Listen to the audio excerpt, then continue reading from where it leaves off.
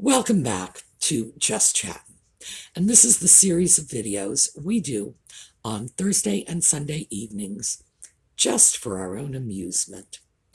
So today, instead of dealing with Nutmeg, I thought we would take a look at her, I don't know, I really can't say better half. Let's just say other half. Harry, the crazy sock puppet. And in fact, Harry's behavior is getting crazier and crazier, almost by the minute. In the past year, I don't know about the rest of you, but I have watched the paranoia escalate, the delusions escalate, the weird fallacy connections he's been making escalate. And I'm starting to wonder if he's not seriously losing it. So when we come back, we're going to take a look at that. See you then.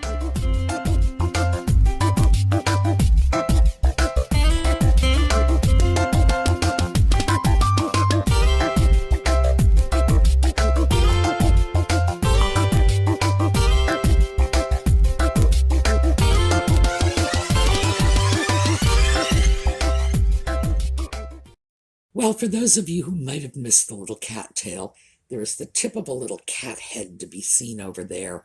And yes, he wants to be in the video. We'll see what happens as far as that goes.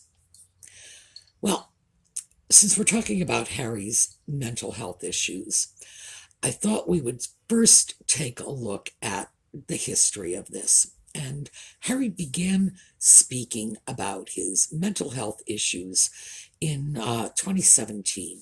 And at that time, this is 2017, when he is speaking about this, he says that 3 years earlier, that would be 2014, William, his brother, and other people had persuaded him that he needed to seek therapy because he was not coping well with the loss of his mother. Now, first of all, I want to be completely candid with you. I think Harry uses his mother's death as his get out of jail free card. The woman has been dead for 25 years. I think it's about time he let that go and started taking responsibility for himself. I see this as simply something he is doing to avoid responsibility. You can't hold me responsible. My mother died. The time comes in your life when you have to be able to walk away from that.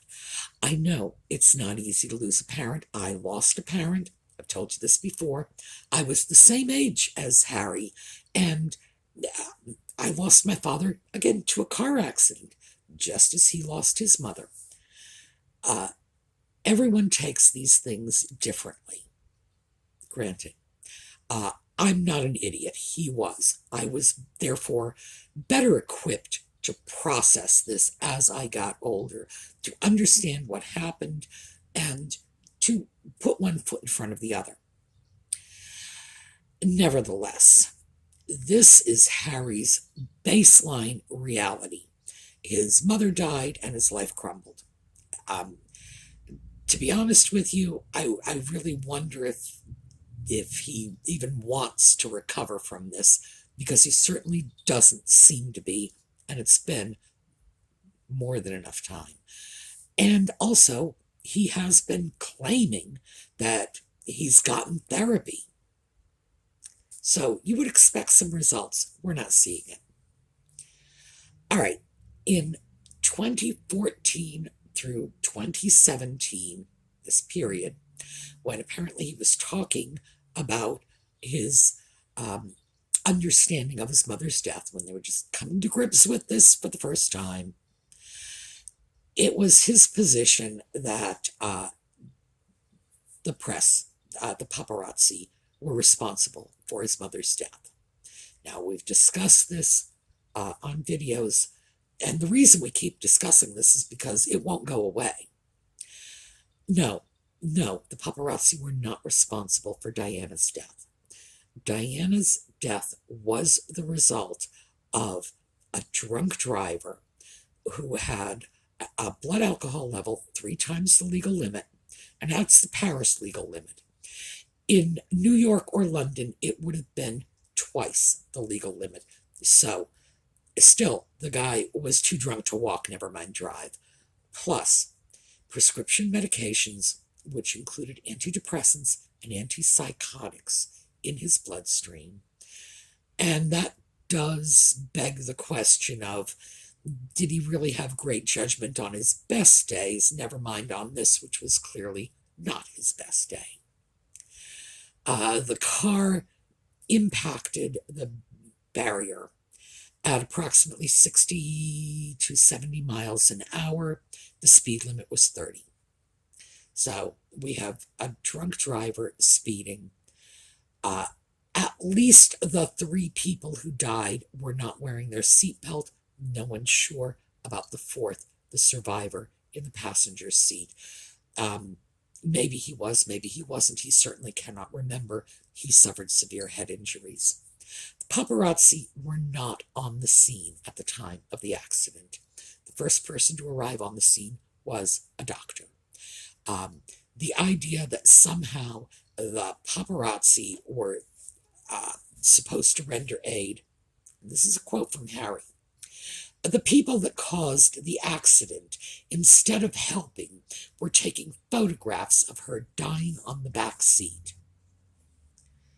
Not quite sure what help he expected the paparazzi to render when a doctor was on the scene, but clearly he expects they were supposed to have done something helpful. She died approximately 4 hours later. She had the best medical care. She could not be saved. It's tragic, but it's fact. No one could have helped. Help was not an option. Yes, she was still conscious. She was still talking. And that tends to unsettle people, that someone was still alive and had no hope whatsoever of remaining alive. That's the way it was. So, in Harry's mind, the press killed her. They chased her to death, and then when they saw her dying, would not help. Now, this is getting pretty paranoid, because this has moved. This is a contemporary view of what he says happened. We've moved from the press chasing her to her death to the press chased her to her death, and they didn't help. But again, as I say, in what way could they have helped? Was there any aid they could have rendered? And in fact, many of them attempted to open car doors. It's not what he says. The version of events that he is putting out there is not accurate. But he's not through, because this has become actually an escalating paranoid delusion of his. In the Me You Can't See, and that was earlier this year, Harry said, "My mother was chased to her death while she was in a relationship with someone that wasn't white." Whole new wrinkle on this. Now, he does not say she was chased to her death because she was with someone who was not white, but he is implying this. So, let's just take a look at the facts of this first. So, let's take a look at Dodi Fayed. We're going to show some pictures. This first one is Dodi Fayed's sort of official picture, the photograph that went out with his business contacts. You can see that he is a person of Middle Eastern descent. His ethnicity was Saudi Egyptian with some Turkish. The next one, a more candid shot, again, appears to be a person of Middle Eastern descent. Now let's take a look at a third picture. This is Dodi with Diana, and he doesn't have his shirt on. Now, as you can see from the area on his chest that would have ordinarily been covered by his shirt, and you can see the tan lines if you look, that man has a very white chest. So, that man's chest is whiter than mine, and I am the whitest person I know. If you want to find somebody whiter than me, you're going to have to track down the Winter brothers. Seriously, that is a physically white man. I don't know where this notion Harry has that he is not white is coming from. The people of the Middle East, and this is just the area of the world that Dodi Fayed is from, include Greeks, Israelis, Armenians, Georgians. People from the Middle East are not inherently people of color. Now, there is no hard and fast rule about what a person's race is when they are of Middle Eastern descent. In general, people just sort of choose on their own. But for Harry to decide that because Dodi was Middle Eastern, that he was not white, is kind of crazy because, in fact, as I say, so look at that picture. That's clearly a man who has very pale skin when he's not out in the sun.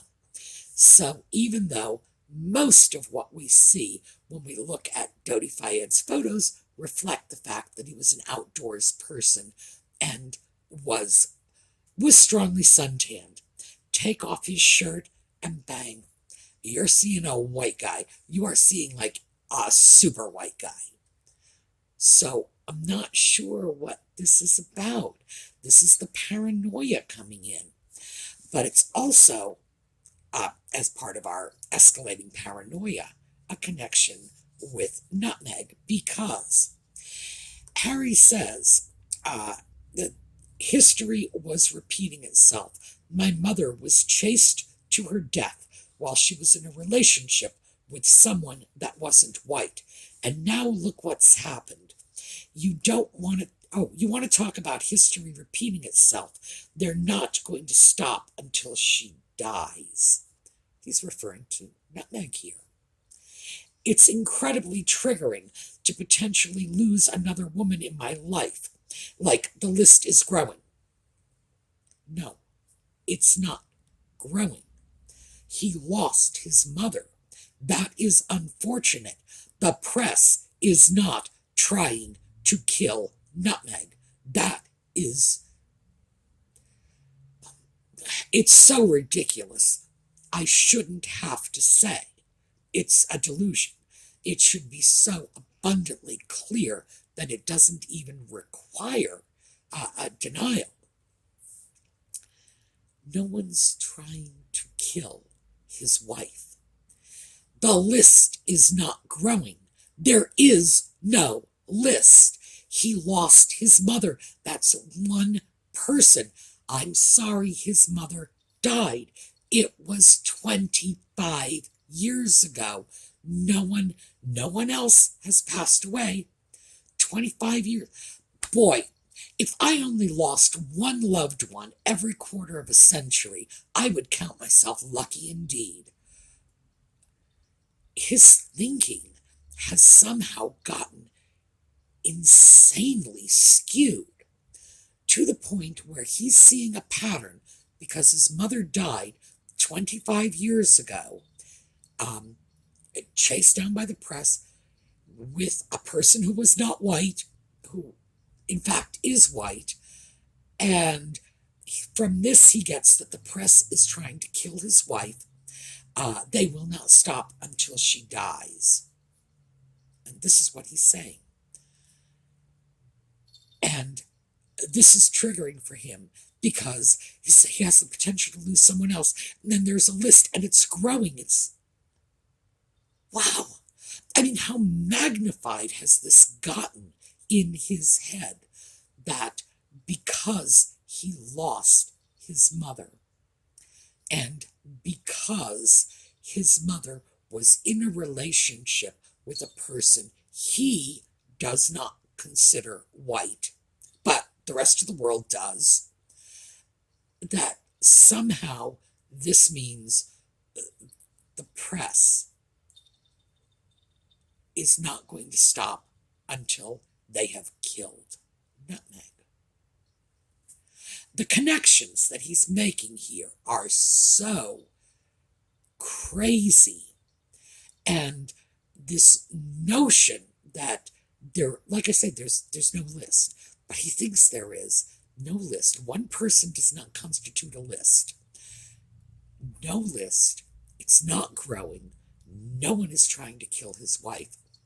I think he is becoming seriously delusional. Now, when we add to this, because this is just one of his crazies, when we add to this the nonsense of he predicted the January 6th rioting on Capitol Hill and wrote letters because social media is somehow inciting riots, which social media is nothing but an open platform. It is like a stage, if you will, a virtual stage where anybody can, like karaoke night, anybody can go up and pick up the microphone, and some of them are going to be good singers, and some of them are going to make you wish you never showed up. So that's all it is. It's just a stage, a platform. Social media is not responsible for anything that takes place on it any more than a stage is responsible for what an actor does when they're performing a play. These are connections that he's making in his head that don't make, they just don't flow logically. And this is more than just, Harry's an idiot. Because yes, Harry is an idiot.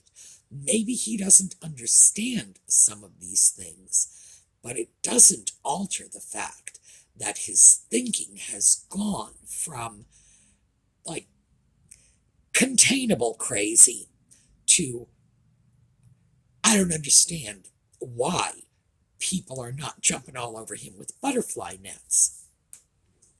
Now, if we cast back to his comments in 2017, he had said at that time that he had begun getting therapy 3 years earlier.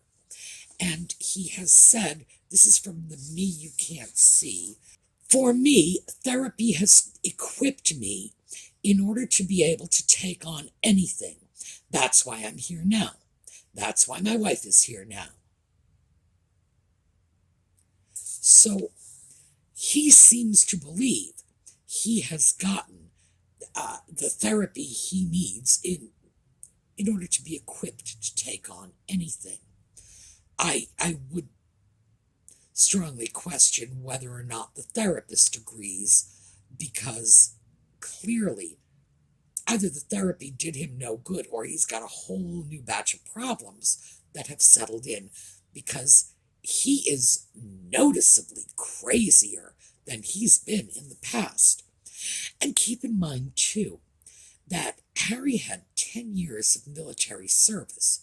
Now, granted, as the grandson of the Queen, nobody's probably looking too closely at his behavior, at least not from a critical standpoint. But in the military, if you are as crazy paranoid as he clearly is today, and as delusional, somebody's going to spot it, and somebody's going to deal with it, because frankly, they have to. So, could he possibly have been this crazy all along? I feel that's unlikely, because even though some people can be like completely nuts, and frankly, if he had just been wandering around Kensington Palace being crazy like this, perhaps he could have gotten away with it. But could he really do that in uniform in Afghanistan? I don't think so. Granted, I don't have a great deal of experience with the British military, but I know the US military would have figured that out very quickly, and I find it very hard to believe the British military would have been far behind. Why would they not have figured it out? Why would they have let someone who is seriously paranoid and delusional stay on the front lines? Well, I don't know how close he was to the front lines, but allegedly he was close to the front lines. Why would they do that? So I guess for me, the question is, since he could not have been this crazy when he was in the army and he could not have been this crazy and gotten away with it. So someone would have pulled the plug. He must be getting crazier. There is certainly a pattern. Now, when we look at the situation with Diana, we went from the press chased her to the press caused her death to the press caused her death because she was in a relationship with a person who wasn't white. That is new. Harry never used to refer to Dodie as a person of color. This is brand new. And now we've got a connection with Nutmeg, and they're trying to kill her too. And then on top of it, as if the paranoia isn't enough, just to frost the cake, we have the delusion that he was able to predict this unfortunate incident in D.C. in January, even though, he and Nutmeg have both said they're not on social media at all. They don't do it. They don't touch it. They don't go near it. Nutmeg's talked about it as an addiction. Harry has talked about it in the most disparaging of terms as well. So they claim they are social media free. So how would he have worked that out? Not sure.